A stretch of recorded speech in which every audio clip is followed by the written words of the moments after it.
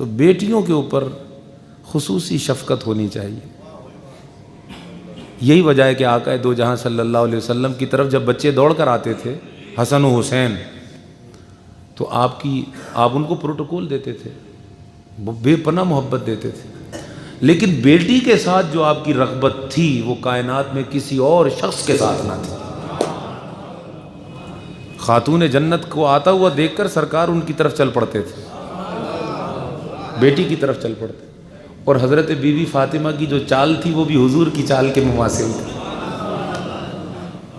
ہے جس کا بال جو ہے وہ آسمان کی نیلی چھت نے بھی نہ دیکھا، وہ باپردہ، وہ سیدہ، وہ طاہرہ، وہ زاہدہ، وہ عابدہ، وہ خاتون جنت، وہ جب چلتی ہے ایسے لگتا ہے رسالت چل رہی ہے۔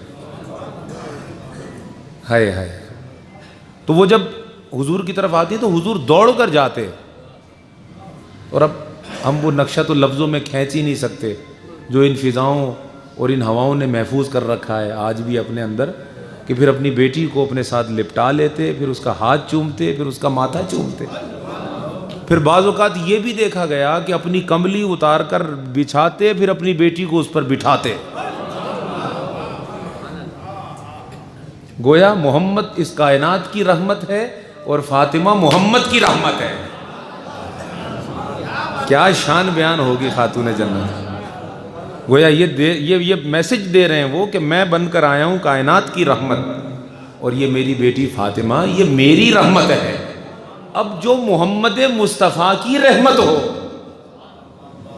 کیا ان کی شخصیت کا نقشہ کھینچا جا سکتا ہے۔